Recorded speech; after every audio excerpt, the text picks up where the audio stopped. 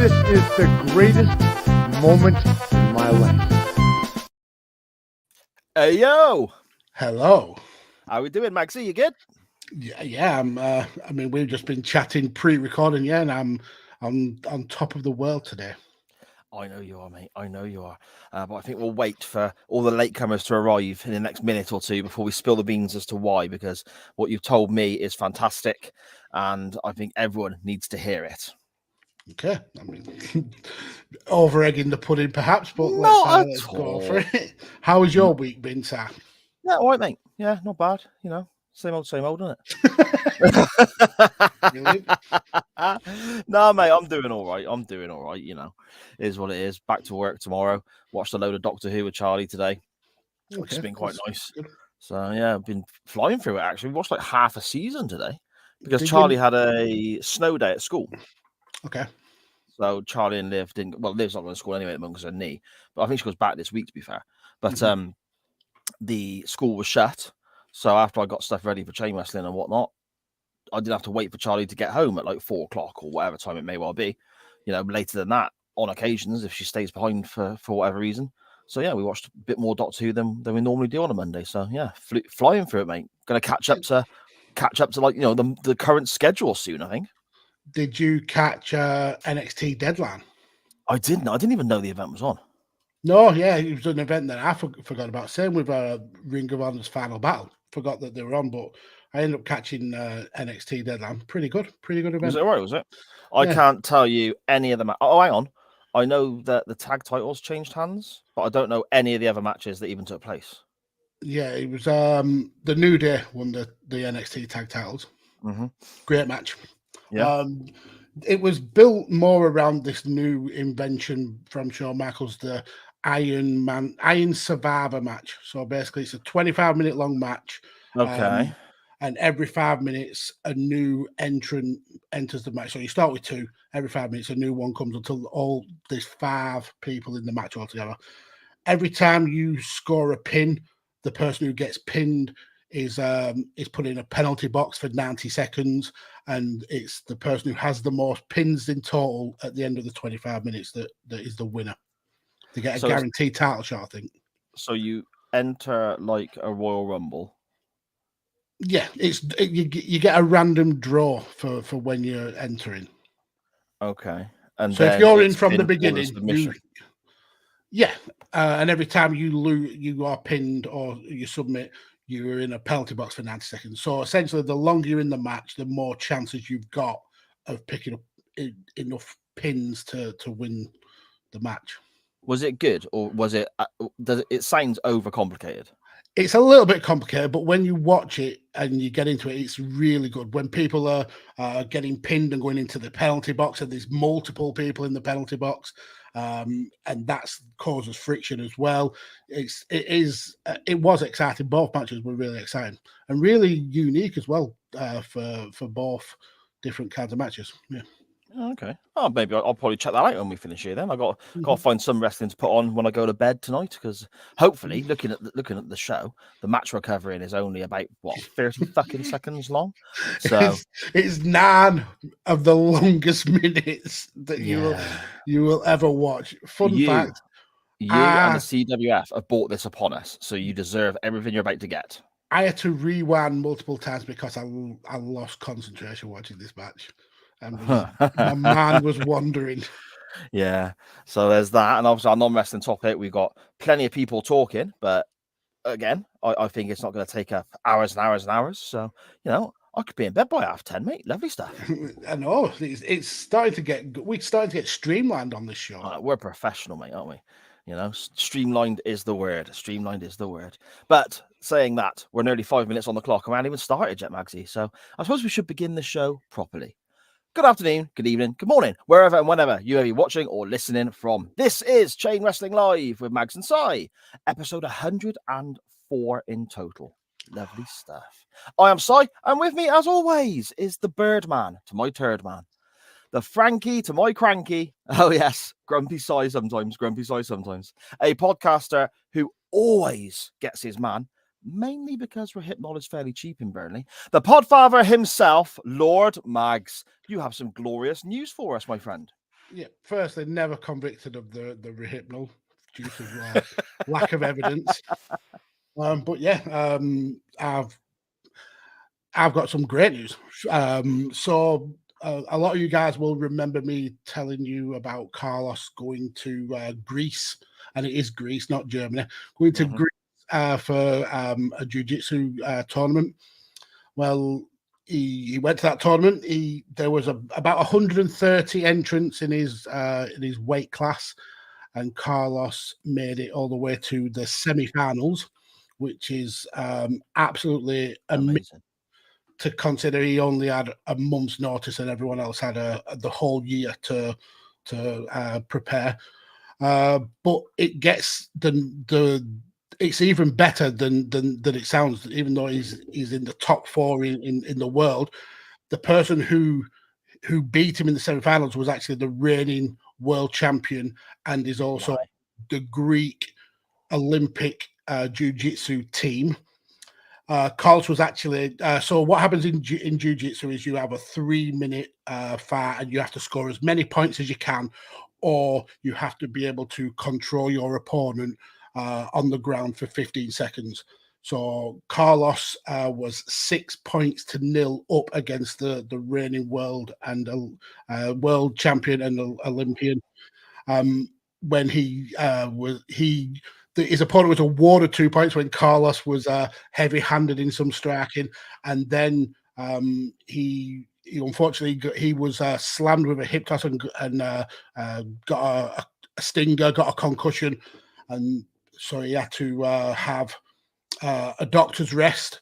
And then when the doctor's rest was over, they got reset in the same position, but because Carlos was away with the fairies, he wasn't able to defend the position and ended up losing in the fight. But Carlos was also 10 kilos lighter than his opponent, which is just phenomenal. So, yeah, Carlos, he's been invited to the next year's World Championships, which is in Mongolia, and he's also potentially going on a tour of East Asia because he's got a tournament in Thailand and one in Cambodia, and it's highly likely that he will be on the British Olympic team for the 2024 Olympics in Paris. And he also got an upgrade on his belt. He's now a blue belt in jiu-jitsu, which is just absolutely phenomenal. So yeah, it's been a fun weekend all around for us. Absolutely insane, mate. Fair play. Well, first of all, you said about he got a bit of a stinger, he had a concussion and so on. First things first, most importantly, he's fine, I'm assuming. I mean, it was never fine in the first place, but okay. He's had all these CTE checks and things like that. So yeah, okay, that's good. And then secondly, why? That's incredible. Absolutely, that's amazing. It's like fairy tales, absolute fairy tales. From the not even knowing about the tournament in November to being then drafted into the British team, and then finishing 4th in the world, and then going potentially to the Olympics. Fingers crossed. Yeah, I'm a proud papa. I can imagine, but that's insane. Well done to Carlos, and congratulations to everyone. That's incredible. All me. It was all your influence. All the glory. Your influence. No, it's brilliant. It's absolutely brilliant. I'm so proud. As you should be. That is incredible. Yeah. Hey, if he does go to the Olympics, maybe we can get him to sport some chain wrestling goodies or something like that. Sponsored by Chain Wrestling. Yeah. Draw some eyes to the products, like, one of our more cleaner t-shirts, no swear words on it or something, potentially. No, that is brilliant, mate. That is fantastic. Congratulations to you, Carlos, and everyone else. Around breathtaking, especially that short. We were talking before recording, weren't we?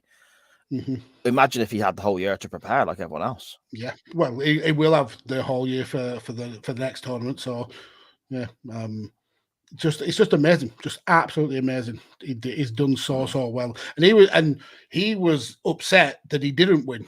He was really he feels he's let himself and his team and his country down. But yeah, fourth in the world, it's just amazing, absolutely amazing.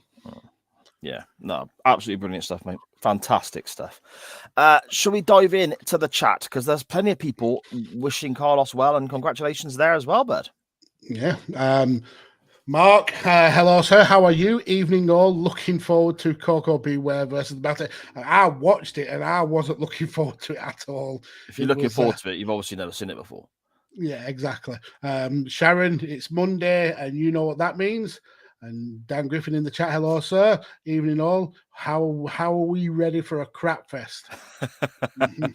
Connor from Connor Soccer, hello, sir. How are you?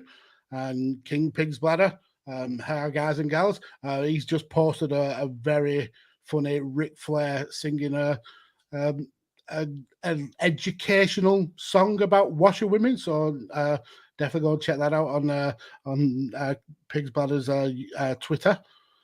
Dan Griffin, has anyone seen Brock Lesnar's rumored opponent for Mania? Yes. Gunter. Yes. Oh, Gunter. take my money. Absolutely. Just slapping the piss out of each other. That would be superb. NXT adapted the King of the Mountain match from TNA, basically just removed the ladder. Yeah, pretty much, Dan. Yeah, a very similar concept. Morty in the chat, hello. Fun fact, we did the recording of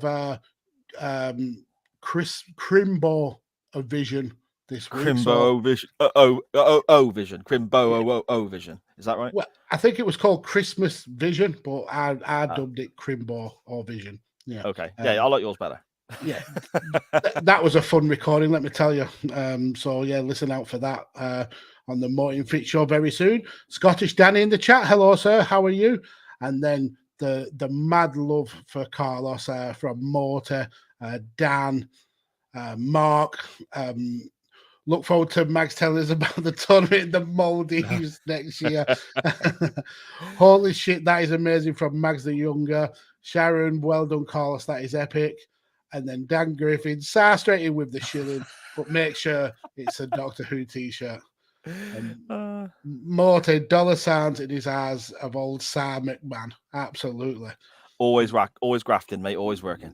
Exactly. And Crimbo Vision, yes. Danny was part of Crimbo Vision. Yeah, it was an experience, let me tell you. I can imagine. I've heard back the Biscuit Vision, and what was the other one? Choco Vision. That Choco Vision, yeah. It sounds like absolute chaos, not even being involved. You know, I don't think I'll be able to handle all those voices at once. I think we're planning Crisp a Vision and hopefully Cheese a Vision. Cheese a Vision, okay. Yeah. Intriguing. I will look forward to hearing them both. Love a bit of Morty and Fitch chaos. Absolutely brilliant podcast. If you've not heard it, go and check it out. It is superb. You can find them on Twitter at Morty_Fitch_ podcast. I think, yeah. Or at Morty JR5 is Morty's account, and I'm sure he'll retweet the shows for you, so go and check that out there. Magsy, I suppose, coming up now is our Hall of Lame segment. But before we get into that, there's something I want to just touch upon. You mentioned that your Hall of Lame would be a good topic to potentially cover over the Christmas period for a bit of a giggle. Now, for those who are unaware how the dates drop, Monday around the Christmas period this year drops on Boxing Day. Magsy and I have thought we probably won't go live because it's Boxing Day and it's supposed to be with your families and all that sort of stuff. But we will be pre-recording an episode for you that will come out at the same time. So you can still watch along, talk to people in the chat. I'll probably pop in the chat myself as I'm watching myself or some weird paradox bullshit like that. But it'll still be there. And the podcast version will still come out later in the week as well. So you don't miss out on a Chain Wrestling show. We just won't be live itself. So it won't be, how did you describe it, Maxie? It won't be canon? Is that the term? Yeah. It won't be canon. It'll be like a spin-off episode. Yes. And Christmas special. Yeah, there we go. So, and without actually knowing what Magsy's topic is, I've kind of already agreed that this is what we're going to cover. So, without any idea what he's going to bring up. So, shall we have a little look at it, mate? Shall we have a little look? Let's go for it. The Hall of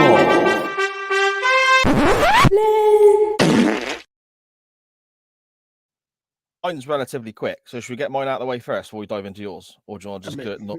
Do you want to break tradition? Nah, bollocks. Do yours, go on. So for my Hall of Fame this week, I want to travel back to 2009.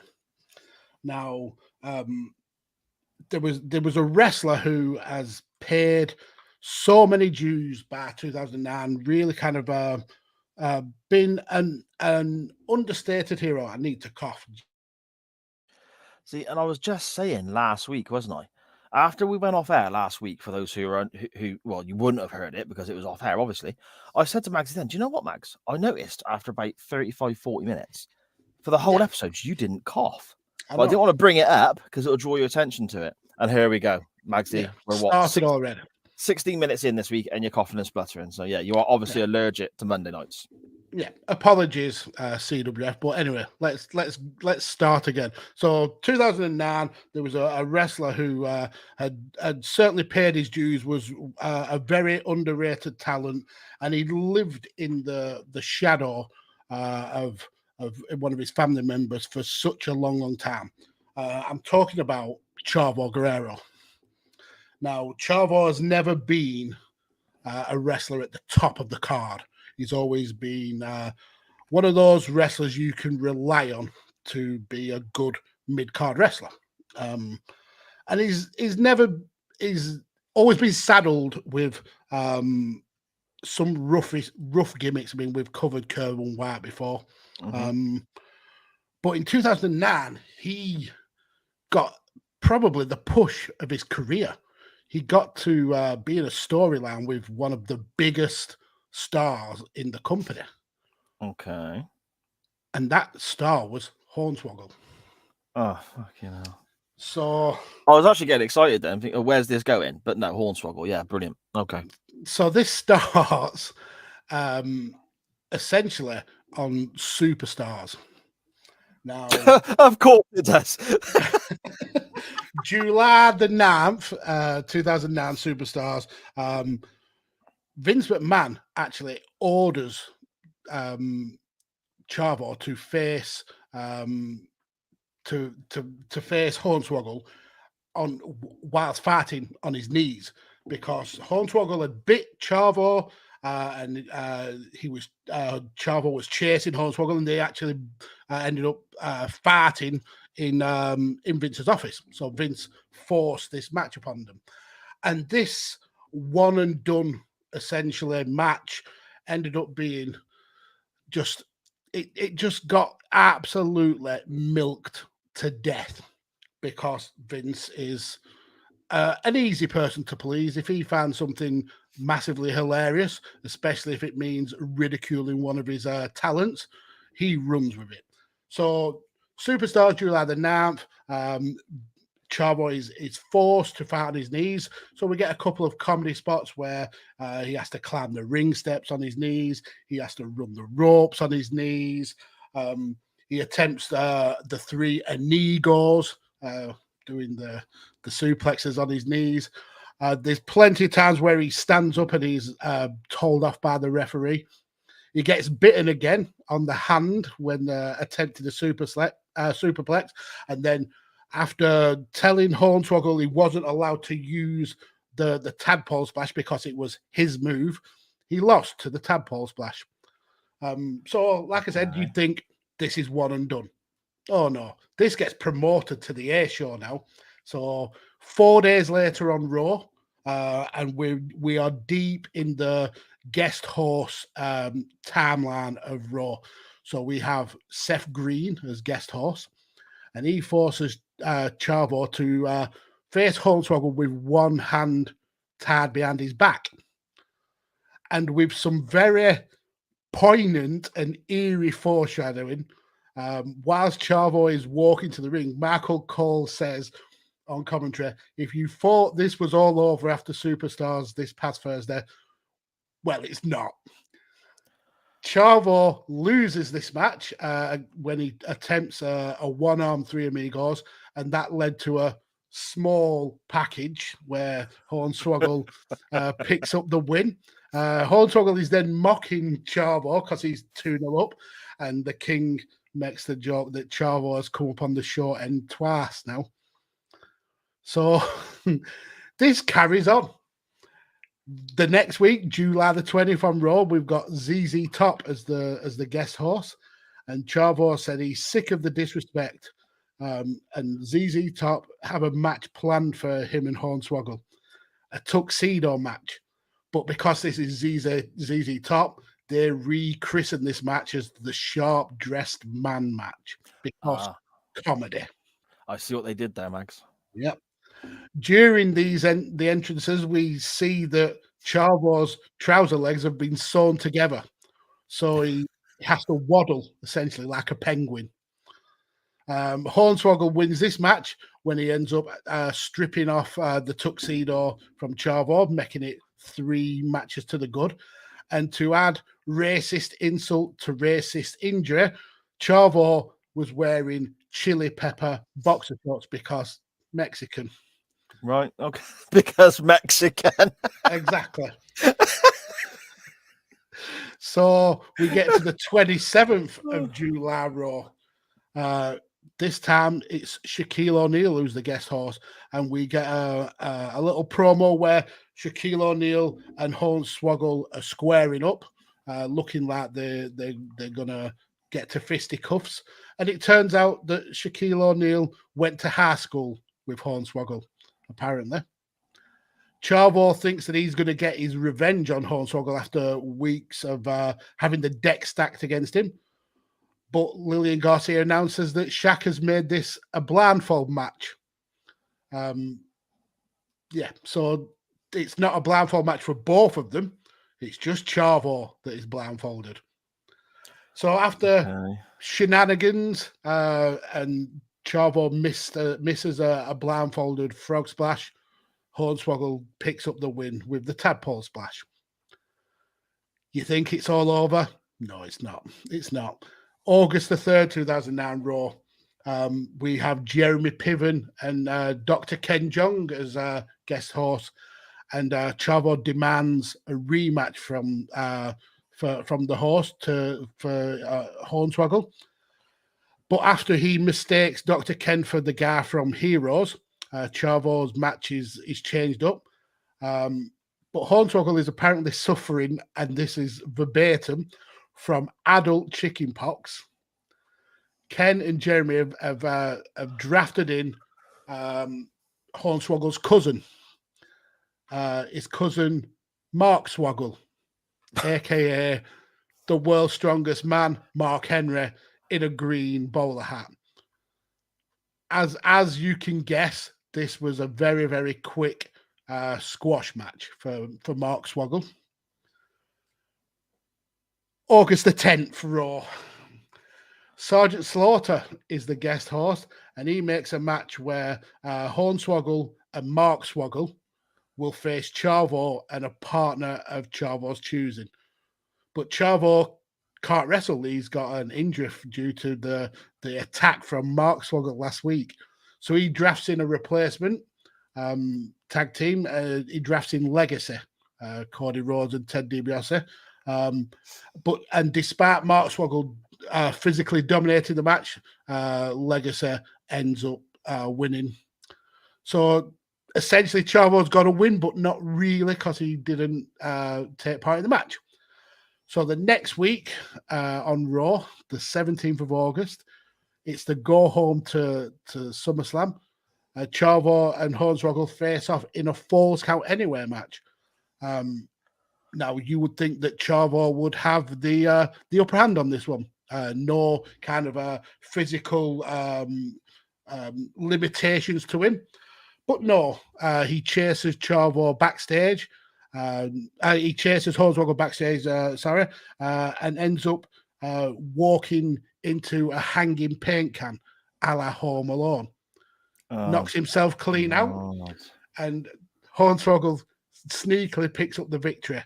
Chavo wakes up, doesn't know what's going on, and out walks Macaulay Culkin because Home Alone. Right, yeah, okay. So we've got Mexican Pants and Macaulay Culkin so far. Yep. Next, it's the 24th of August. This is still plenty of legs in this feud. Oh, good. Guest host Floyd Money Mayweather has ordered Hornswoggle and Chavo to face each other in a boxing match this time. And just as they're about to get into fisticuffs, Chavo is forced to take off his boxing gloves and put on some comically large, just arm-sized boxing gloves. Chavo loses this match by DQ when he takes off his gloves and reverts to using wrestling holds to attack Hornswoggle. And this is when we get an added dimension to this feud because Evan Bourne comes out to save Hornswoggle from a beatdown. Next, we're on the 31st. Bear in mind, this started in July. At the beginning of July, we're now at the end of August. And the American Dream, Dustin Rhodes, is the guest host. And he was famous for the Texas Bull Rope match. So he makes Chavo and Hornswoggle face off in a Texas Bull Rope match.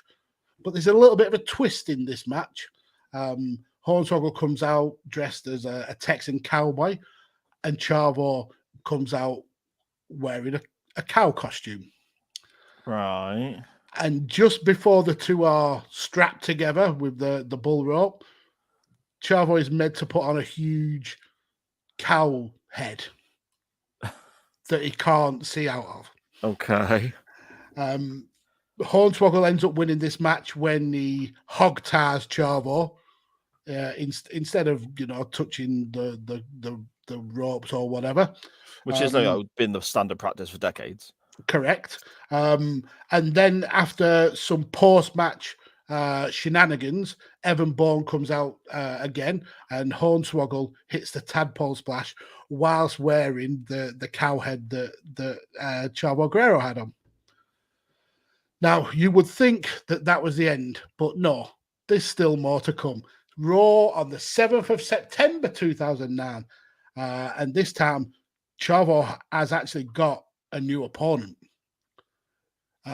Guest host Bob Barker from The Price is Right offers Chavo a new Corvette, brand new Corvette, if he can beat Evan Bourne. And just as he's about to beat Evan Bourne, Hornswoggle comes from under the ring with a super soaker.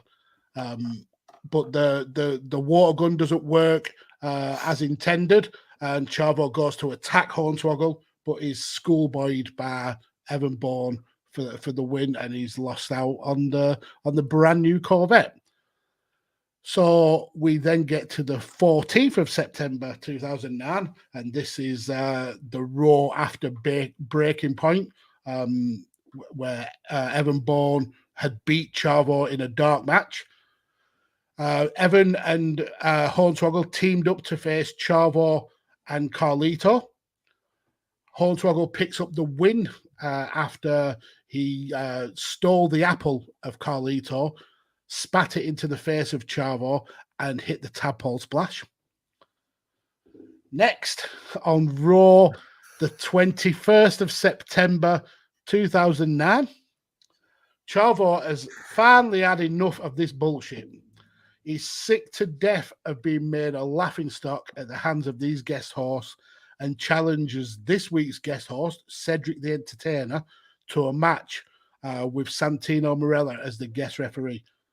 So Cedric the Entertainer, he wrestles in a luchador mask because there's some very suspicious under-the-ring switches where a much larger Cedric the Entertainer pops out of one side of the ring, beats up Chavo, and then a very much smaller and quite recognizable Cedric the Entertainer comes out for a Rene Cuajo, which is Spanish for tadpole splash, and gets the win. Dear. We finally get to the end of September. From something that started in July, we get a blow-off to this feud. Well, a blow-off for now, because they pick this feud back up later on in the year, but it's a blow-off for the feud for now. Chavo teams up with Chris Masters to face Santino Marella and Hornswoggle. Chris Masters ended up picking up the win when he locks the master lock onto Santino Marella and puts him out. Chris Masters then puts Hornswoggle in the master lock, and then in a monumental face turn, Chavo punches Chris Masters to break the master lock before walking up the ramp, confused about what he had just done.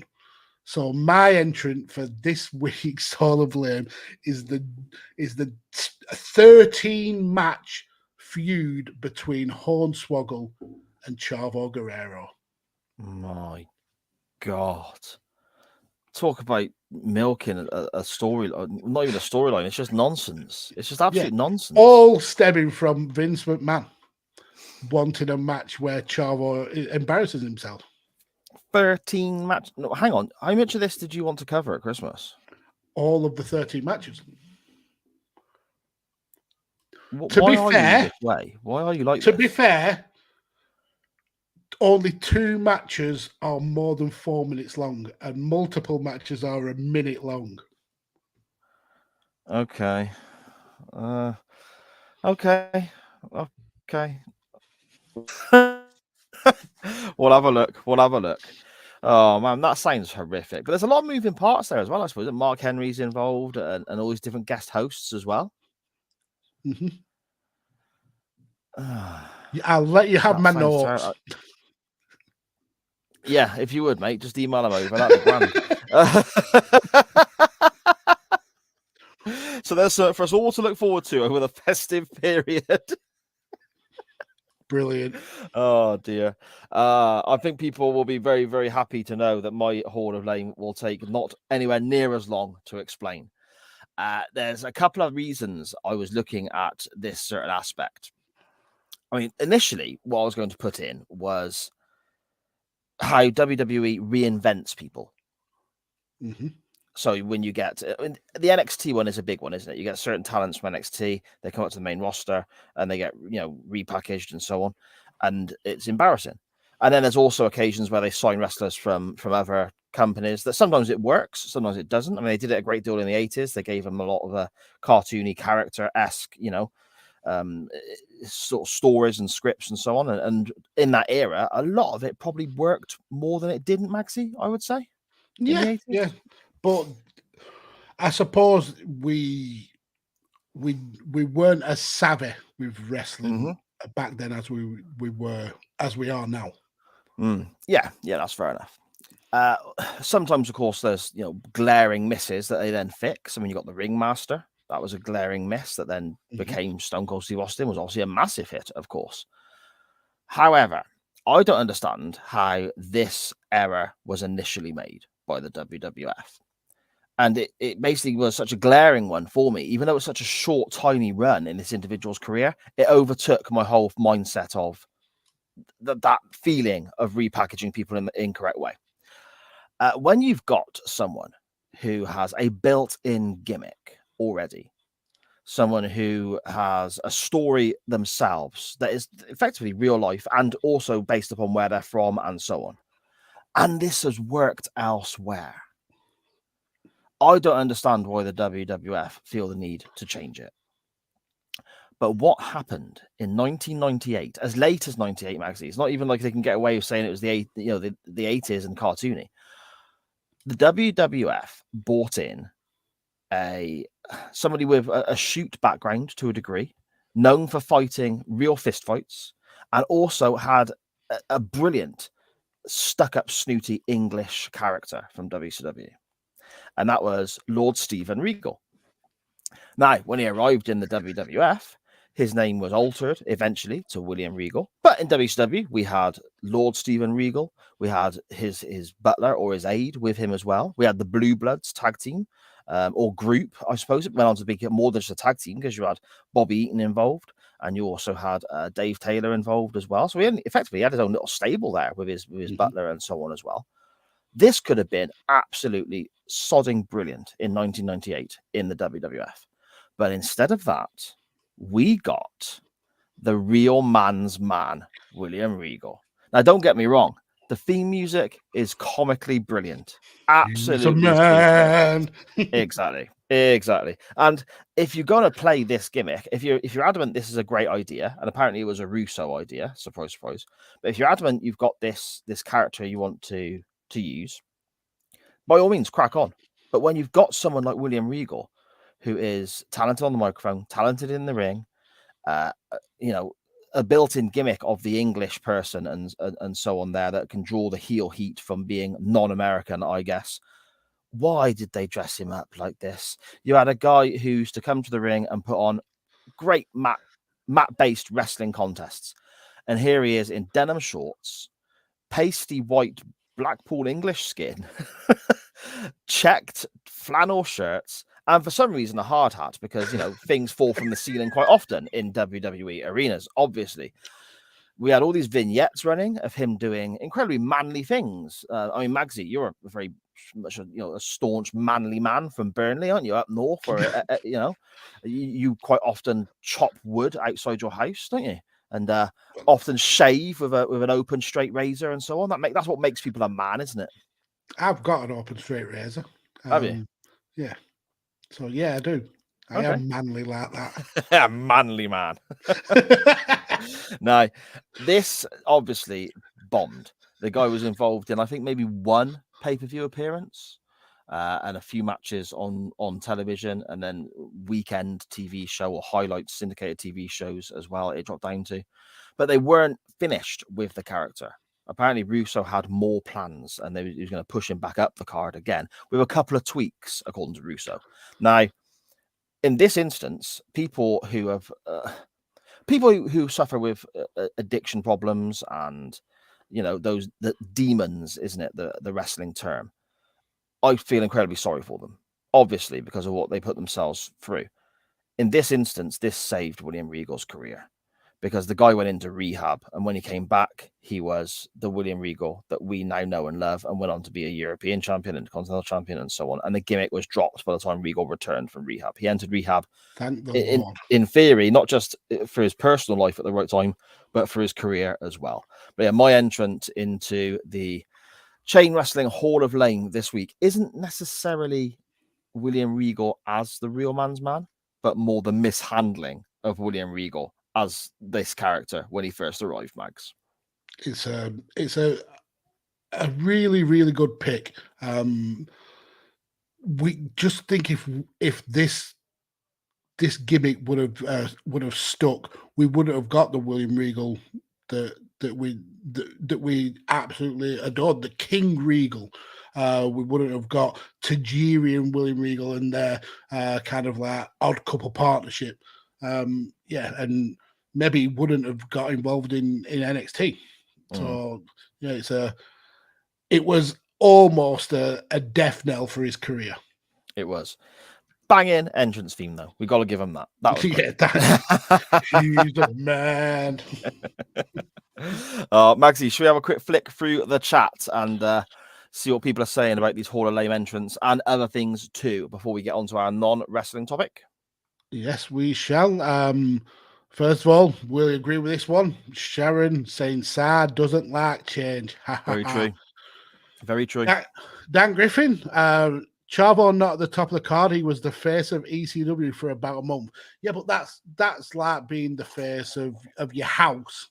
It doesn't really mean anything. That's probably about as many people who were watching it. Main eventing velocity or something. Jacked. Main eventing jacked. Jesus Christ. Morty saying, I can see Sa gradually dying behind the eyes. The more Magsy talked and the more matches that he listed, initially I was thinking this is great for the Hall of Fame because it's funny. It's perfect for the Hall of Fame. But then the more matches Magsy explained about, the more I realized I have kind of agreed to watch all this shit. Yeah, and that's when I started. and that was kind of like one of the points I was making. Yeah, it was funny the first couple of times. Yes. But this went on for the best part of 3 months. It went on all the way through the summer. Week in, week out, Hornswoggle versus Chavo. Magsy, how talented it's kicking Chavo? A joke. It's a kicking a joke to death, basically. Yeah, Chavo's amazing, absolutely amazing. And his character work kept this going a lot longer than it had any right doing. And I suppose he'll look back at it. He was on Raw every week, and he was interacting with the guest host, which is a pretty big spot. But yeah, he just looked a fool every single week. Anyway, back to the comments. Mark, the glutton for punishment wrestling Jeebus, says Koko B Ware versus the Mountie and stories from Chavo versus Hornswoggle. You are just spoiling us this week. Jesus, Mark. Jeebus, Mark. Jeebus. Scottish Daddy, 2009 was a hard watch for Raw viewers. Do you know what actually pissed me off more about it? Was that later in the year, Hornswoggle was with DX and Chavo was still stuck where he was. Ridiculous. Absolutely ridiculous. Scottish Daddy, Hornswoggle ruined DX, the Raw GM, the Cruiserweight division, and Chavo's career. King Pig's Bladder, enough, Mags, stop. We can't take any more. That's what people were yelling when they were watching it. We can't take any more of this. Stop. Best thing Hornswoggle ever did was WLC. Yep, that's absolutely. I agree with that wholeheartedly. Sir, you do not look impressed at Mexican pants. There's only so many shitting your pants jokes around the phrase Mexican pants from Dan Griffin. Scottish Daddy again. There's a reason I never clicked on the 2009 Raw icon on the WWE. Just skips past it. It just pretends that year never existed. I thought that was kind of like his. Oh no, it's more like 2005, 6, 7, isn't it? It's Scottish Daddy's sort of wheelhouse, I think. Dan Griffin. I haven't seen her look that upset and scared since I give Fitch his forfeit. Connor says, I'm convinced Mags hates us all with these terrible actions. I watch him so you don't have to. So I'm doing you a service. I'm reminding you just how terrible wrestling can be. Pig's Bladder saying this was the best theme ever. Talking about the Man's Man one, absolutely. And then Wrestling Jeebus, Mags is a man, such a man. And Scottish Danny, Wrestling Jeebus, a real man's man. Yeah. Oh, Jesus. Wow. Terrible stuff, mate. Terrible stuff. And I would love to be able to turn around now and go, but it's okay because we've got some great wrestling to watch later on. But we fucking haven't. Thank you so much, everybody in the CWF, for your comments and thoughts there. Magsy, I suppose we better dive on with our non-wrestling topic this week, hadn't we? We shall. When I click the video. NWT time. Oh! No wrestling talk here. It's the non-wrestling topic. Lovely. Nice. Lovely. Nice. Oh, lovely. Lovely. Big old belch. Our non-wrestling topic this week was tied in a little bit with us asking for the CWF to vote for the worst option on our poll.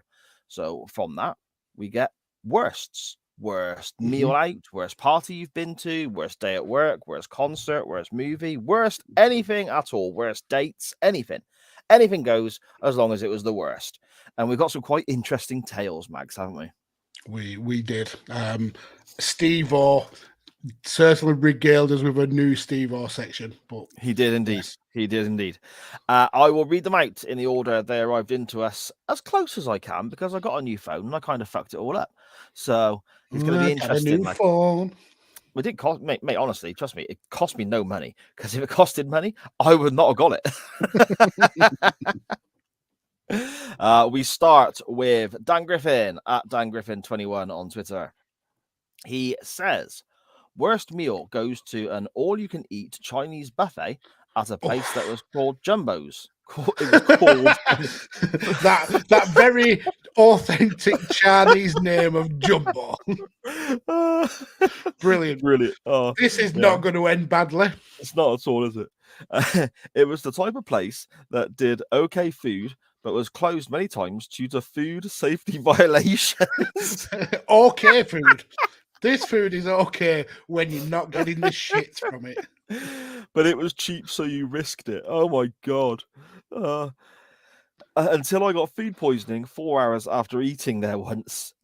Needless to say, I never went back, and the owner was eventually banned from operating any food service business of any kind in 2012. Oh my god. It's called Jumbo's. It's closed down on a regular basis, but you still think, you know what, I could save a few quid. Yeah. Just I'll risk like intestinal issues for the sake of a father, essentially. Dear me. Jumbo's. That's amazing. Dan Griffin also says his worst event experience was at WrestleFest before Clash at the Castle. Over 1.5 hours queuing just to get in the venue, 20 minutes queue to get a token despite having a ticket, 15 minutes queuing to meet Bret Hart, which was awesome, he says here, and then 40 minutes queuing to get his photo. Outside the venue, we queued in the rain. Inside, it was unbearably hot with one open bar, but you lose your spot in the queue. No communication from staff on where to go or what to do. Absolute shambles. And a money grab from a Chancellor dickhead. Met Bret Hart, though, for 15 seconds. Fair enough.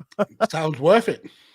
Yeah, I'd get my hair off of all that, mate. All that standing around and fucking about with that. Yeah, that would piss me off. Queuing, I hate it. I hate it with a vengeance. Yeah, especially if you can see the bar, but you can't go and get a drink. Mm-hmm. That makes it even worse, doesn't it? Yeah, it absolutely does. Yeah. Millwall Chris at Millwall Chris 1 on Twitter. He says, went to Cardiff back in September. It was a bit shit. Cheers, mate, because we were all there. Maybe that's what was shit about it. Yeah, maybe it's because you were. Maybe it's because you weren't there, Max. Let's look at it that way, shall we? It's very likely to be that. He missed you far too much. Danny at Scottish Juggalo on Twitter. And this is a very specific worst one. This is a very specific worst scenario. Okay? And also quite harrowing. Yeah, exactly. Danny tells us here about his worst cash point experience. I mean, something we struggle with on a daily basis. Yeah. You have varying levels of enjoyment at a cash point, obviously. So Danny's worst cash point experience, he says he had in 2018. He remembers the day well, Max. He was drawing out some cash and a tenner came out that had what appeared to be blood stains on it. I sometimes wonder what the story of that was and how it got there. What Danny doesn't say is the bloodstains were on his hands. He put the blood there. From his latest victim. I mean, exactly. We've all had cash machine issues. Usually they chew up a card or they may not have any £10 notes and you have to just deal with all 20s. But Danny... you have to deal with all the 20s. No, but what I'm getting at is Danny, of all the people in the world, the stabbiest person in the world gets blood-soaked money from his cash machines. I don't think this is a problem with the cash machine. I think this is a problem with Danny. He gets himself in these situations. There's only so many times you can blame other elements of the situation before you come to the conclusion that he is the factor in this. Only so many times you can blame the body for not keeping the blood in. You mean, is that what you get? It's your fault you got stabbed. I also like the description you've given him. And maybe this should be in his Twitter bio. Danny, the stabbiest person around. Does exactly what it says on the tin. Connor at Connor Knows Footy on Twitter. He says here, last year, my senior year of high school, we traveled to play one of our main league rivals. They were the best team in our league and play in their... Sorry, I'm struggling a little bit here. And play in their guys was going to be tough. Playing their guys was going to be tough, as their fans are loud and abusive, and the officials always tend to call the games their way. I'm not sure what sport he's referring to here, to be honest. It doesn't actually mention. If you're in the chat, Connor, let us know, my friend. He continues, this was our second game of the season, as we played league games twice, home and away, and we beat them once at home, but home, the game started, and it was about as rough as it could get. Lots of hard fouls, players pushing and shoving, benches almost cleared twice. To get to the point in the game, the game ended, and we were going through the handshake line as always at the end of the game, and their fans started to throw stuff at us. Why? Trash, plastic bottles, etc. And we had to be escorted by police officers to the locker room. Oh my god. Whoa. This is like college ultras. This is like, Oh, yeah. It's a very big thing though, isn't it? Like high school and college sports in America. Like Yeah, they'll exactly. fill stadiums to go and watch college sports. They had to be escorted by police officers to the locker room because their fans would block out the entranceway out of the gym and try to block us from getting to said locker room. All of this if a bunch of teenagers playing a game, they found the parents and home students involved and banned them from any event after that. Wow. My God, that's intense. And Connor says in the chat it was basketball. But yeah, and he forgot how to English yesterday when he sent the tweets. Fair enough. You got. It's like if anyone's else an Anchorman, it's like Ron Burgundy. If you don't put the punctuation in, I just read what's in front of me. It could be anything. Stay classy, San Diego. Who typed a question mark? That is exactly what happens with me, mate. Exactly what happens with me. That is incredible, though, isn't it? I mean, kids playing sports and that happening. That's terrible. Yeah, they're a passionate bunch of the Americans. Any opportunity for a dust up, and they're all in on it. Yes, indeed. Graham at MGB Graham on Twitter. He says here, we've had this before for I think a movie non-wrestling topic that we mentioned, and I've still not seen it, Mags. So obviously I stuck to my usual procedure with that one there when I said I'm going to go away. How do you not want to watch a film with John Travolta as a dreadlocked alien?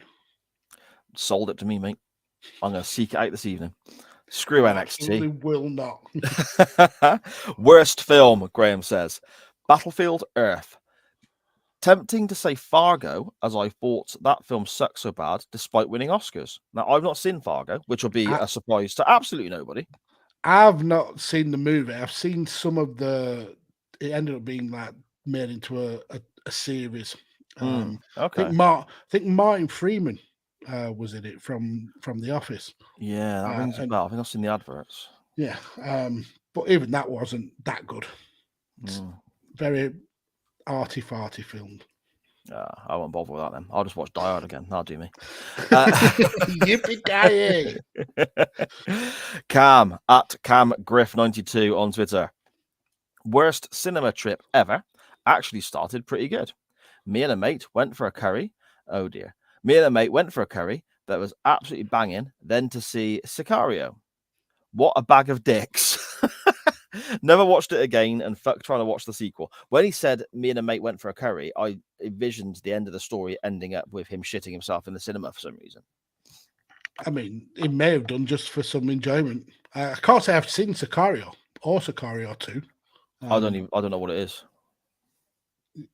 I mean, I've not seen it, so I can't tell you what it's about. But no, hang on, don't pull that face and talk. You explained to me what Fargo was, and you've not seen Fargo. No, but it's the TV show was based off the film. Oh, okay. So yeah, you snippy little bitch. What was that all about? Snippy little bitch. Okay, moving on. Steve-O at Total Steve-O on Twitter. We have here from Steve-O. Christ, this is at Rantermeisters pod, ain't it? Lol. No, it's not. It's Chain Wrestling Live. Trust me. We've had so many non-wrestling topics, I can guarantee we did it first. Worsts. Wow. At work on Friday, had 2 staff for fresh department. Normally, this is another story where Steve-O absolutely fucking hates everything to do with his job, his colleagues, and his boss, isn't it? Yeah, pretty much. Awesome. At work on Friday, had 2 staff for the fresh department. Normally, there would be 5. Had 17 cages. By 10, we had 4 left, which, considering there was only me and Marion filling, was incredibly quick. Well done, Marion. Proud of you. I only took half. Just Steve-O did barely none of that. I only took a half-hour break. Been there since 10 to 4. Yeah, Steve worked some crazy hours, man, didn't he? Restocking's best done in the early hours, I would assume. Yeah, I guess so. The other team leader comes in 20 minutes late. Dickhead move, that is. Late as ever. She is scum, by the way. That's Steve saying that, Brilliant. not me. Manager, she is scum, by the way. Manager complains I've done a poor job. I could have clotheslined him. I just left. I could have clotheslined. Can you imagine Steve-O just like clotheslining his manager? That'd be Just awesome. A proper old-fashioned, like, jumping, flying, A Barry Windham lariat, lariat. Yeah. A Just takes the clothesline guy- from hell style. Just takes the guy's head off and walks away. Grabs a Mars bar on his way out for effect. Or something. 2 bottles of milk. Yeah, that's it. Steve-O continues. Worst date, investing weeks of my time building an incredible rapport online with someone from Wales. Decided to meet after a few weeks.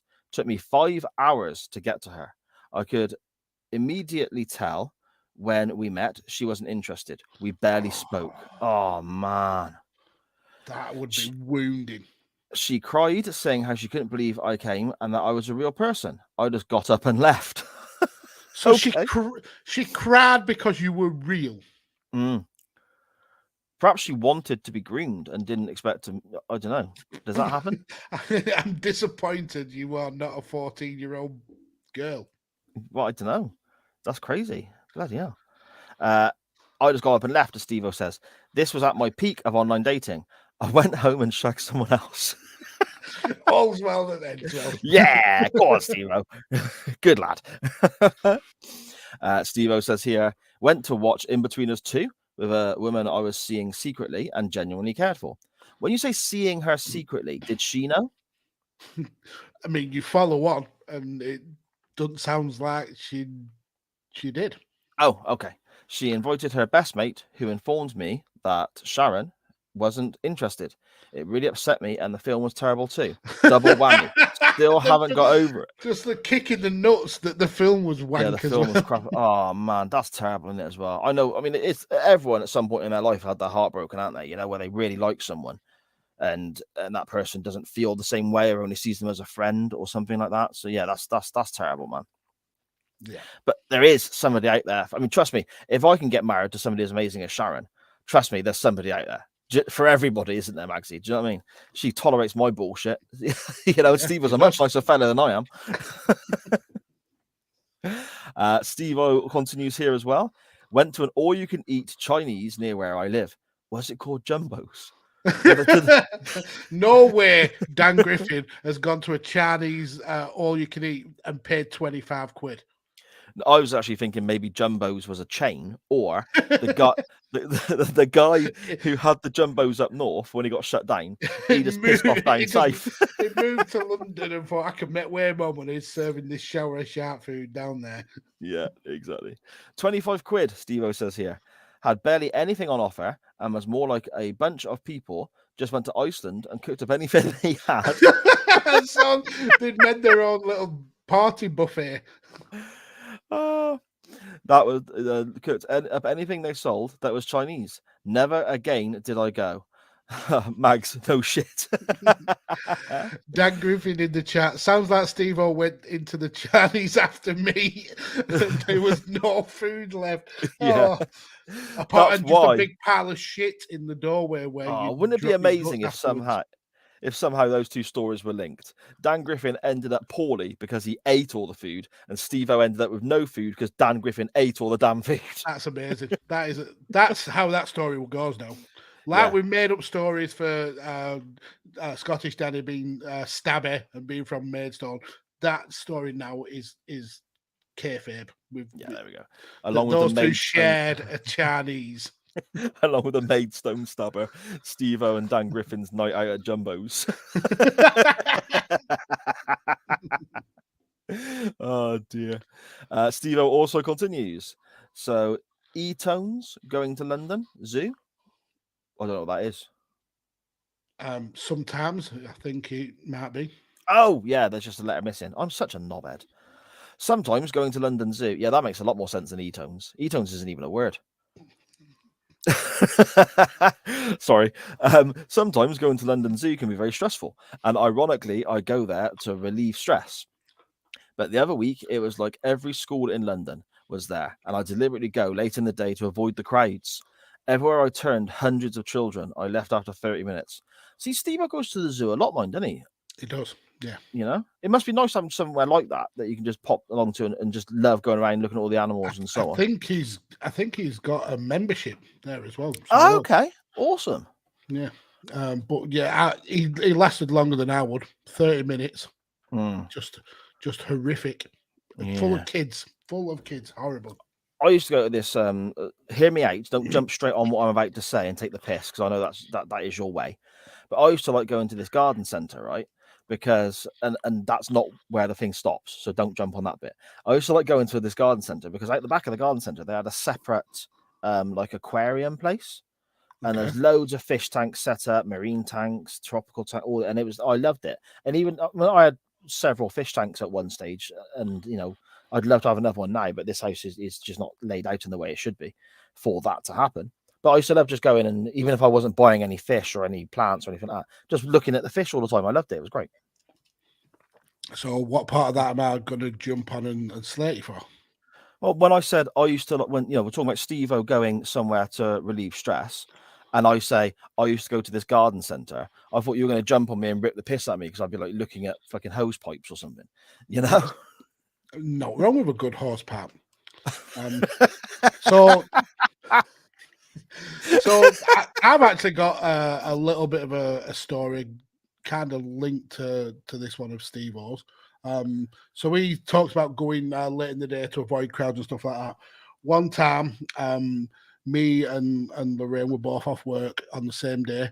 We dropped the kids off at school and we snuck to Blackpool to go to the pleasure beach. And it was without the kids. Without the kids. Amazing. And it was so quiet that when we got off a ride, we literally could just go and get straight back on it. Why? We would have stayed on the ride, but by the regulations, you had to get off and then walk back through the bit with the turnstile. But yeah, we had such a brilliant day. I must have gone on the big one 10 times that day. The arse blast. Yeah, we were just getting off the ride and straight back on before it set off again. Yeah, it was the best day ever. It was glorious weather as well. We came back and we didn't tell the kids for 6 months. Fantastic. Did they kick off? Yeah. They were fuming, and they were at this time. They were all in like kind of like infant and junior school, so they would have absolutely loved a day out in Blackpool. But yeah, they had you were like bollocks. Yeah, and back then I think it was on like it was because it was like off-peak season. It was like 15 quid each for the tickets, and we abused that. It would have worked out to about 10p a rad by the time we'd finished. It was just the best day ever. Capped off by visiting the Jumbo's Chinese drive-thru on the way home. Yeah, and not getting the shits. It was just a win-win. Steve-O also says here, last one from our good friend Steve-O. He says, biggest regret for me is between the ages of 18 and 22. I have never kept gig flyers or tickets to see in later years the bands I've seen. Anyhow, I also drank heavily and never remember. All I remember from Kill Switch Engage is playing Exeter Lemon Grove was dislocating my knee. Horrific. Yeah, I'm the same. I had I've been to I've seen so many bands and gigs and concerts and so on. It's basically what I've done for decades. That was my thing. And I wish I'd kept all my ticket stubs because, well, first of all, I did keep a great deal of them. I had them all in like this folder and it was all laid out really nice. But then, you know, I that was one of the things that went missing, shall we say, when me and an ex-partner parted ways many, many, many years ago. But also, things all kind of blend into one now. When I'm a bit older and I've, have a habit of emptying a few jars at a gig, things all blend into one. And there's so many occasions where somebody will mention a band and I'll be like, I think I've seen them, but I'm not sure. Do you know what I mean? And there's like literally a list of hundreds, potentially thousands of bands I've seen, but it all kind of just blends into one or two moments in my mind, and it's all a bit blurry, Magsy. Yep. Amazing. Cool. Awesome. Thanks for contributing. Oh my God. I don't drink, so Fair enough. I can't relate. At official AB_POS on Twitter. AB recorded with Dan Griffin and I for the Doctor Who pod this week or weekend. Sorry. She was a guest on there. And I think Dan and AB and I are the best of friends ever because they both got equally, smutty and daft minds. Put it this way, it got to a stage where I was thinking, "Oh my God, that's enough, surely." But these two were just roaring away. It was fantastic. Did you feel like the odd one out, the goose? Break? Yeah, maybe they could potentially make a nice couple. Oh, that's cute. Yeah. Well, but until he travels 5 hours to meet her, and then she says, "I don't think you were a real person." Yeah, exactly. But no, absolutely brilliant talking to AB. I've been interacting with us on Twitter for an incredibly long time and actually getting them on the Doctor Who pod to talk about her favourite Doctor, their favourite Doctor, and a particular story of her. It went 3.5 hours, Maxie. I got such an editing job to do. It's unreal, but it was worth it. Such a brilliant time. So yeah. AB says here, I don't know about worst date, but I can tell you the worst ex of mine would be the one that purposely gave me salmonella, forcing a 14-hour ER visit, and the nurse telling me I had almost died from dehydration. Oh my God. That's life-threatening. That's insane. Yeah. Purposely, we're going to have to get more details. Purposely giving them salmonella. Yeah. It's sure that's illegal. It's like assault, attempted murder, maybe. Yeah. That's bad, isn't it? Yeah. I suppose it's proving the intent, but AB would know. But it's proving it, isn't it? I guess. Mm-hmm. I'll see if I can get some more info. And finally, we have Rob at UTT Rob on Twitter. He says he once went to Sheffield Wednesday versus Wimbledon with some mates that support Sheffield Wednesday. Due to leaving the pub late and booze causing us to get off at the wrong tram stop, we missed the first 70 minutes of the game and the first 4 goals. I remember him. I think he's told that story. I don't know if it was on this show, but he has told that story before, and it doesn't get any less funny. That's insane. That is insane. Oh dear. That's all I've got, I think, from Twitter, Maxie, unless I've missed any. No, I think that was, you nailed every one of them. Yeah. Okay. Awesome. Thank you so much to everybody who messaged in on Twitter and wherever else and got involved in this week's non-wrestling topic. Absolutely brilliant stuff as always. Magsy, you got any worsts you want to share? Yeah, a couple. The worst time at a cinema was when I went to a late night screening of the movie Contact. I think I've mentioned it on this show before. And I fell asleep before the end in the cinema, woke up to the end credits, so went again because I wanted to catch the end and fell asleep yet again and didn't actually catch the end of the film until I bought it on DVD. So that was fun and a massive waste of money. I once took Lorraine out for our anniversary. We went to go and get a meal, and she got a curry. And when the curry arrived, it was like cold enough that you could stick your finger in it. So we mentioned it to the waiter, and they took it back. Brings a fresh curry, and that one was so hot that it scalded her because you get them in like these metal bowls, don't you, with handles. She grabs the metal bowl to pour some on a plate, and it actually scalded her, and she had a scar there. So that was a fun anniversary. Yeah. Oh dear me. Yeah. I mean, we got a free meal out of it because we didn't end up paying, but which is win-win. But yeah, she ended up with a scar on her hand from it. So you didn't burn yourself, and you didn't have to pay for nothing. And I ate steak, and it was delicious. Well, there you go. There you go. Again, this is something that I think some people will be familiar with, but potentially the worst holiday I've ever had. We went away somewhere. The wife and I and the kids went away somewhere, and it's corresponding with Sharon's friend's wedding that we were all invited to. So we went and stayed, made a week of it down there, and all this sort of stuff. Everyone got really poorly from the food in the restaurant. Spent the whole week throwing up. Didn't leave the apartment. My wife was the only one who ventured out to the wedding itself, and I basically paid a shit ton of money to spend 5 to 6 days clearing up puke. Brilliant. I mean, I think I've told a story on here before about when I broke my kneecap in Turkey. So that was fun. Spent a fortune doing that to spend the rest of like the holiday basically limping everywhere and not going to a Turkish hospital because I wanted to keep the leg. Right. Yep. Okay. You thought it was going to end up on one of those spinners like a kebab or something. Yeah, kebab, eating it. This is delicious. Tastes like Burnley. I can taste the cigarette smoke in it. Oh man, gross. What have we got in the chat, Bird, before we jump forth into a little bit of wrestling talk? So Dan Griffin says going to the cheap chicken Chinese buffet is living up to the Yorkshire stereotype. He would rather risk gastroenteritis than pay an adequate amount of money for his food. He also says Millwall Chris ended up in his hotel room that night in Cardiff, so no wonder he had a bad time.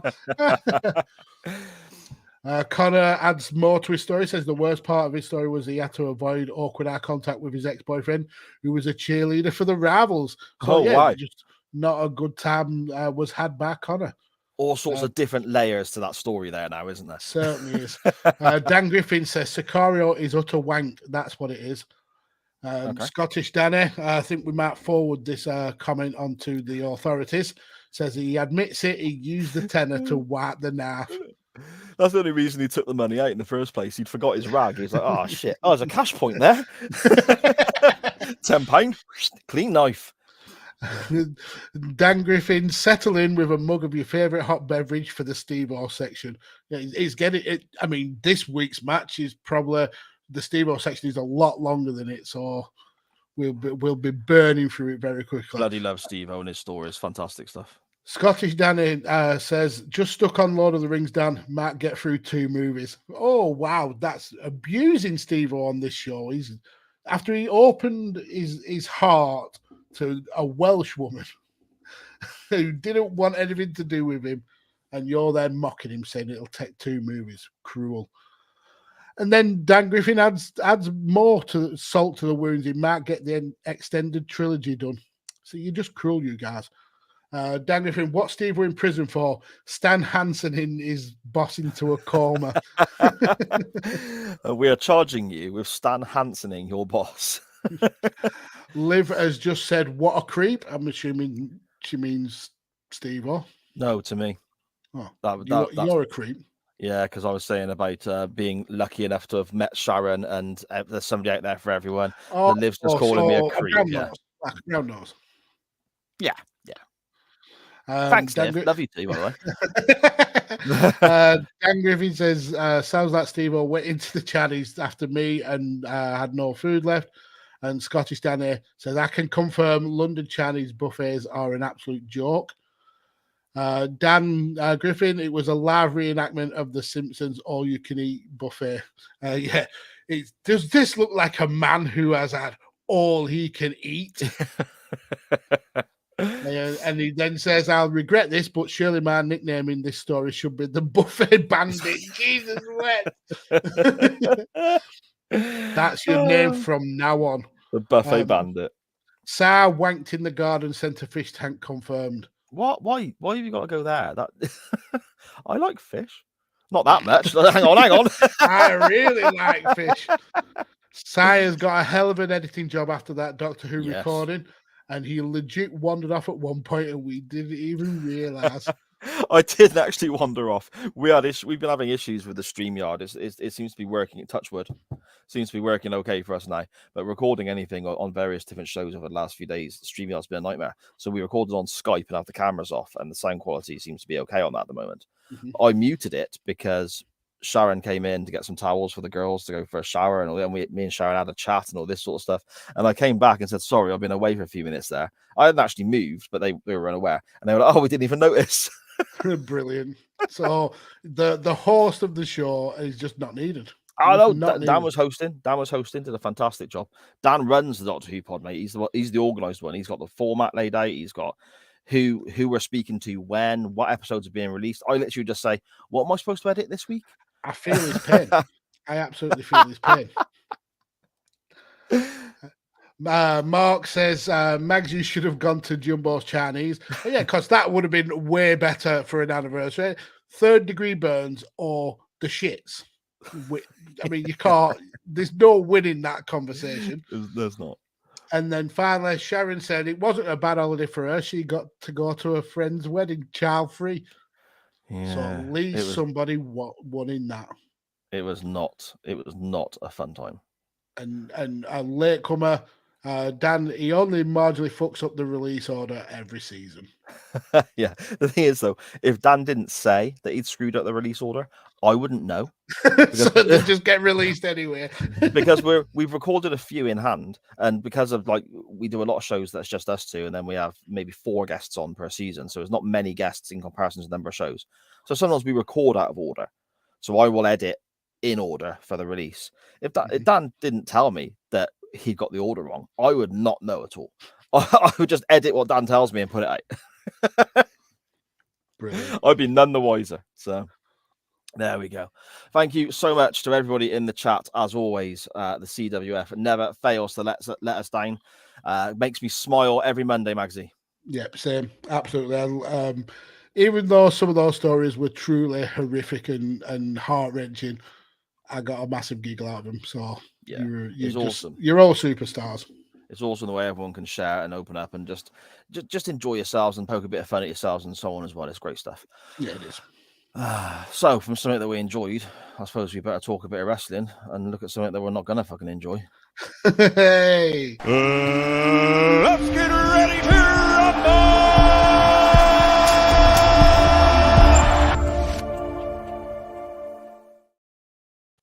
See, it's funny because I literally just turned around then, because right behind me here is actually my bed. So I've got such a small little space. I keep stuff behind me that I need to use for the show. So I just turned around then to grab my notebook, ready with my notes for the matches. And I've just realized, why did I do this? Nothing fucking happened. I didn't need to make any notes. I mean, this match, I don't even think it was a particularly horrible match. It was just fucking boring. Everything they did was okay. They just didn't do a whole lot of anything. Yeah, and a lot of it wasn't even their fault, to be fair. So we're covering, obviously, everyone knows the Mountie versus Koko B Ware from the 91 Royal Rumble. But this match actually aired on the show. I thought this wrestling. I thought this was a Survivors podcast from the Jumbo Chinese. Scottish Danny in the chat there. Scottish Danny wins today. That's the best comment. That's an amazing comment.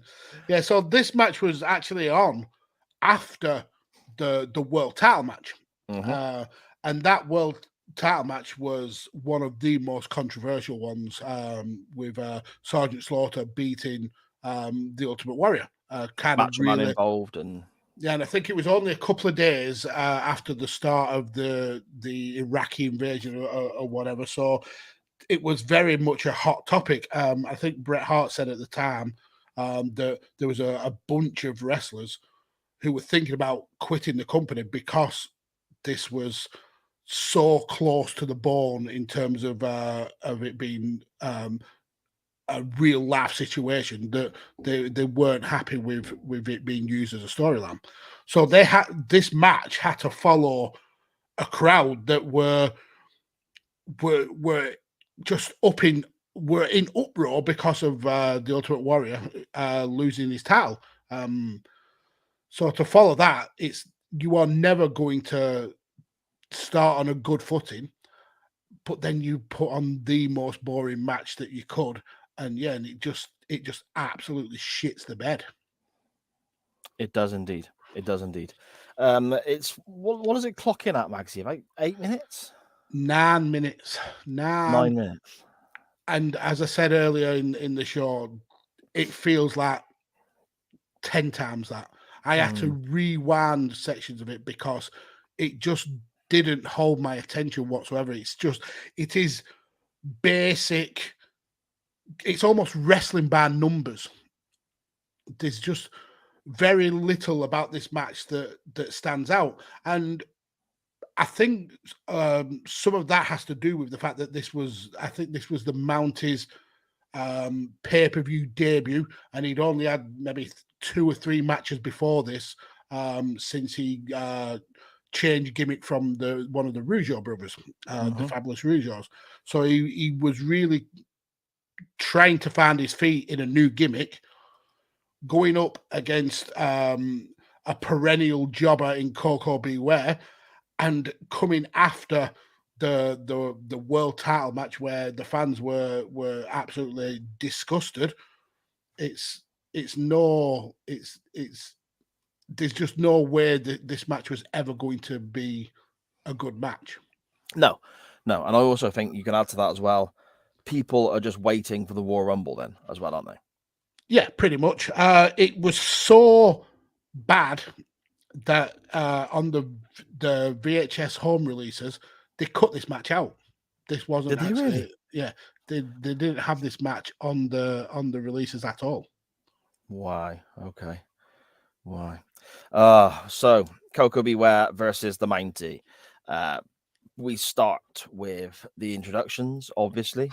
The Mountie's music is timed incorrectly, and he hasn't even got the cool music that they have later on. He's got some shit. And Koko B Ware is already in the ring because instead of Koko getting a ring entrance, we get an advert for WrestleMania. Yeah, because Koko B Ware is that important. And we get a little bit of posturing early on, I suppose.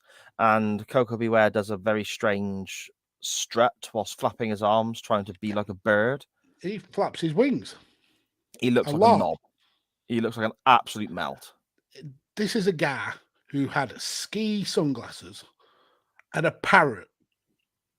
And that was his gimmick. His gimmick was he was the Birdman because he had a parrot. Yes, okay. Credit where it's due, though. I mean, we get some of the earlier exchanges. Okay, it slows down very, very quickly after this, but we do get some leapfrogs, a pretty cool arm drag from Koko B Ware, and some good drop kicks as well. That they look good. There's a lot of rest holds, though, a lot of arm bars, and after pretty much every offense he gets in, the Mountie stalls a lot and like gestures to the crowd. So in this 9 minutes, there's probably about 4 or 5 minutes of actual decent wrestling. Yes. Koko B Ware gets thrown incredibly high at one point. That was quite spectacular. Yep. I mean, it sounds like I'm trying to defend this. I'm not. I'm just trying to pick out the very few saving graces of it. For me, there is one saving grace to this whole match, and that was the end. Even that wasn't good. It was Jimmy Hart arguing with a parrot. No, I hated that. You hated that was the only thing that makes this match stand out from any other kind of a early 90s TV match. I felt sorry for the parrot. He's got Jimmy Hart fucking squeaking in his face. I mean, yeah, looking at it from that point of view, yeah, but it was the only thing of note, the only thing that was interesting. Look at him now, ha ha ha ha! And the parrot didn't give a shit whether Koko won, lost, or drew. He was still the parrot sold it. Yeah. The parrot didn't sell a thing. Nah, bollocks, man. That parrot, he's he can't move anywhere. He's restricted where he is, and he's got fucking Jimmy Hart in his mush yelling like that. Fuck off, Jimmy It Hart. would have been funnier if when Jimmy was like pointing at the parrot, if the parrot bit him On the nose. on the finger. Oh, okay. Well, either or. At one point, Jimmy Hart distracts the referee, and the cattle prod comes into use by the Mountie on the outside. And I'm thinking, okay, awesome. But even that distraction went wrong because it was the Mountie who was he was kind of like signaling for Jimmy to come to the ropes, and then he got involved with the referee for Jimmy to get in the ring, and it didn't work. It didn't work as an interruption for me. It just felt like wrestlers who didn't know what they were doing. Yeah, fair enough. I thought though this is okay because when the cattle prod came into use, I thought, okay, this is the finish. This is going to be the end. How wrong I was. This happened halfway through the match. There was plenty more to go after this. So yeah, he essentially shocks Koko B Ware, and then we carry on. But we don't carry on at the same incredibly slow, plodding, moderate pace. We slow down. Listen, Hogan has said it multiple times. If you think you're going fast in a wrestling match, slow down, and then slow down some more. These two obviously took that to heart and just went at an absolute snail's pace. Dear me. We have a pile driver attempt that is countered into a backdrop. So that was a moment of brief excitement, thinking we might see a pile driver, but we didn't even get that. A net breaker by Koko B Ware that could have been quite cool, but it didn't quite work either. It was almost like the Mountie went into the move too early, potentially. Yep. It just a simple botch. Koko B Ware's finisher, I think, was the top rope dropkick, wasn't it? Yep, at the time. Yes, because he uses that here, and even that looked like shit. It barely connects. It's a feather-like touch to the Mountie. Yeah, but I mean, this is again, this match is 9 minutes, and we have literally covered basically every move that has happened. We've not missed anything else. There is a move a minute, pretty much. So this is the thing. It feels like we're flying through this incredibly quickly for a 9 minute match. Flying. Hey, there we look at that. See, I wish I'd done that intentionally. But we are giving you literally virtually a move for move, blow for blow recap of what we have seen, and we're at the finish already. And the irony is that the finish was the quickest segment of the match because we get the crossbody. Then Koko stops running the ropes. Mountie goes for a clothesline. Koko ducks. We see a leapfrog, and then Mountie hits the kind of like the boss man slam, sidewalk slam. But it's almost like a choke slam rather than the way the boss man does it. But that slam gets the pin, and finally 9 minutes of torture. And we are out of here. Yeah, it's just not very good. Oh dear. I mean, a guy with a fresh gimmick that he wasn't fully comfortable with yet.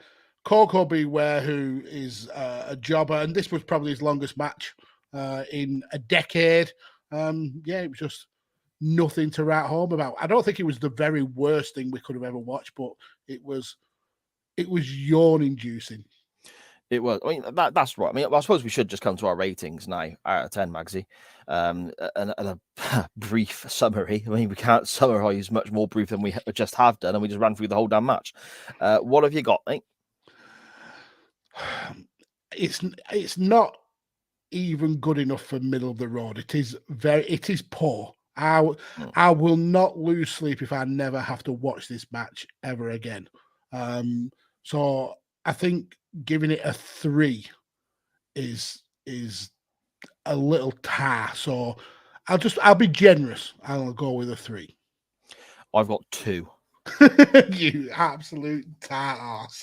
because it's not enough for me to give it a 0 or anything like that, because what they do, they do okay. It's But it's late 80s, early 90s mid card wrestling. yeah, what they do okay. They just don't do a fucking lot. It's like They were you know, probably put some shocked. effort in. They were probably shocked when they were told they were getting 9 minutes, and they thought, "Shit, we've only planned for 4. How do we milk the shit out of this?" And the Mountie just says, "I'll pause to the crowd after every single move." Yeah, fair enough, mate. Fair enough. So there we go then. That is our. See, I want to go back and watch some good wrestling now, but I'm not sure I've linked that way, to be fair. Where do we go from here, Magsy? Where do we go next? I agree with you. I think this dalliance, this idea that you come up with, that we should force ourselves to watch shit wrestling, backfired, because we end up having to watch some shit wrestling. So I want to link back to some decent wrestling. So the way I've gone about it is that the Mountie in less than a year will be Intercontinental Champion. And in fact, almost a full year on, he would defend that title at the Royal Rumble against Rowdy Roddy Piper. But that match isn't the best.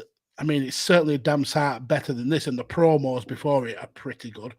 But I want to go a little bit further in the timeline to where Roddy Piper faced Bret Hart for his Intercontinental title, dropping it to him. I think that was at WrestleMania 8. So WrestleMania 8, Roddy Piper versus Bret Hart for the Intercontinental title. Oh, that is a great shape. I've put that up on the poll before and it lost. So I would more than happily go to WrestleMania 8 and watch that. That is a superb match. And there's a little bit of backstage goings on as well that we can talk about with regards to that. That promo as well. Another great, I mean, Roddy Piper's promos were, if they landed, they are perfect. I mean, the Bad News Brown one, it's a little bit on the nose where he half blacked up. But this Bret Hart and Roddy Piper promo before the match is, it's classic. Yes, indeed, it is great. It is awesome, and I'm not gonna lie, I know what I'm about. Well, I've got 2 matches in mind. I haven't decided which way I'm going to go just yet, but I think I'm going to vote for you anyway, Mags. So it doesn't really matter what I say. Yeah. So, but I thought that we would just stick with this card. So it's a straight choice between the Rumble match itself or Slaughter Warrior for the title. Because Slaughter Warrior for the title, I think, as you mentioned previously, there's a lot going on there with regards to backstage and the story and the Gulf War and all that sort of stuff we can get into. And basically how just discussed in a promotional tactic the WWF used with regards to that. The Rumble is intriguing to me, though, because it's good when we cover a Rumble. Is this the Rumble where Brian Knobbs is in the final 3? I don't know. I know it's the Rumble that Hogan was not supposed to win, but he politicked his way around it because that doesn't work for him, brother. Yeah, I think I remember it. I haven't watched it in a while, but I'm sure it's the one that Brian Knobbs is in the final 3. Yeah, so we got sort of the backstage aspects of the 2 matches that I'm thinking about, and maybe more interested in the actual match itself. But going on from that, the Rumble is good because we can link all over the place, can't we? So you can.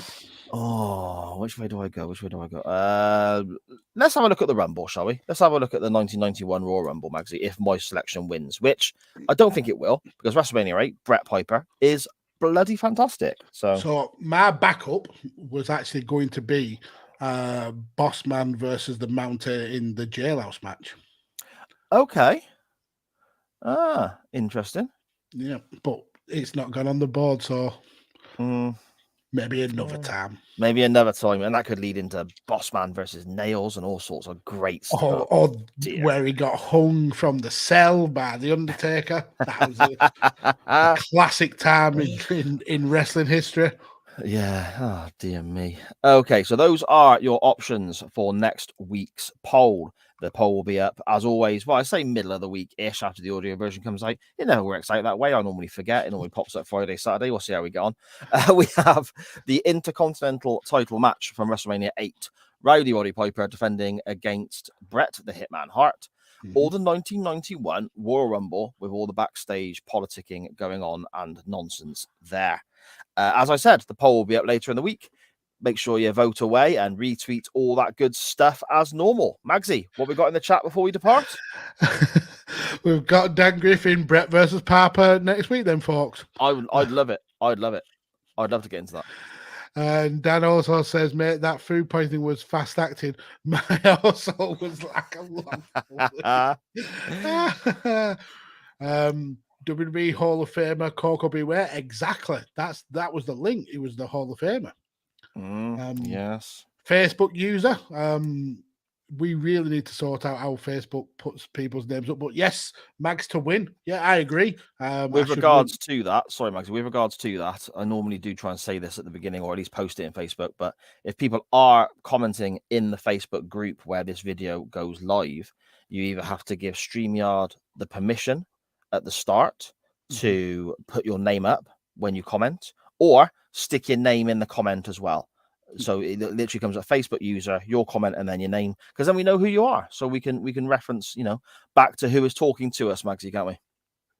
Absolutely. And then the final comment, and this gets a strong no from me. How about a 50-50? No. How about not? How about no? Yeah, we had a 50-50 before with a Royal Rumble in it as well, didn't we? We did. Yeah, that was a drag of a show. That's when we make you go long, and we're on 3-hour episodes. Listen, we're keeping it concise. I think this is the second week in a row where we've gone under 2 hours. Everyone gets to go to bed at a reasonable time. Awesome stuff. Awesome stuff. So once again, recapping your options for next week's poll: Piper versus Hart, WrestleMania 8, or the 1991 Royal Rumble. Make sure you're voting, retweeting, and so on. Thank you, as always, to everybody in the CWF, in the chat, on Twitter, and everywhere else for all your interactions. Make sure you are subscribing to the show. And I'm going to say this now before we get into our social media aspects and all that in a moment. But subscribe and follow, etc., on all your podcast players. Make sure you're leaving us a review as well. It's hugely important that you're sharing the show as much as you possibly can on any platforms you find us. It really does benefit us a great deal. The more that we have shares, subscribes, follows, people clicking the little bell on YouTube, following us on Spotify, Apple Podcasts, Google, and so on. It helps us out, get the podcast out there, and it makes it a lot easier for us when it comes to producing the shows themselves. So make sure you are doing that for us. Magsy, whereabouts can people find you online? So you can find me down here. I don't know why I went with this arm. At Podfather Mags on Twitter, or you can find me on TikTok at Mags All Pods. I just want to give the CWF a massive shout out. I mean, we say every week how much you guys make this show. You're just phenomenal. Your support, your comments, being in the chat, it makes chain wrestling the best that it could possibly be, and we massively appreciate it. But on a very personal note, the support for Carlos today has been just absolutely immense. You guys you've blown me away, and I appreciate and love every single one of you. Thank you very, very much. Yeah, great stuff, mate. Great stuff. Apparently, Facebook user, my wife has just messaged me, is Matt Willis. So, yeah. Oh, awesome. Thank you. Hello, Matt. Brilliant. How are you, sir? Yeah, great. We haven't heard from you in a little while, mate. Awesome to see you popping your head back in. Thank you so much, bud. I appreciate that. You can follow the network that carries this show at SJP World Media on Facebook and Twitter. Join the group, like the page on Facebook, follow us on Twitter, etc. And from there, you get links to all the shows the network carries. This one, Nitro Nights, NXT Rise and Fall, Doctor Who pod, all this great stuff. I mean, looking at modern day wrestling as well with the guys from the States, regularly scheduled hostilities. Benny Mac within the corner there with Tyler Peters, Scottish Danny and Tyler Peters. Magsy, I know you don't listen to many podcasts anymore, but I recommend you check out Back When with Tyler Peters and Scottish Danny. It's literally nostalgia, but it covers anything. It can be a certain album, it can be a wrestling show, it can be a movie. Awesome. Episode drops once every few weeks, like 30-minute bite-sized episodes. Well worth checking out. Tyler and Danny are absolutely kicking ass on that. So much great content on the network. But most importantly, you can follow this show on Twitter, Facebook, Instagram, and that TikTok thingamy at @chain_wrestling. That's at @chain_wrestling. Mags, I'm off now to Google Hornswoggle's greatest matches in the hope that 13 long list of bullshit you provided for Christmas might just have one I enjoy. I'll speak to you next week, my friend. Paris 2024, here we come.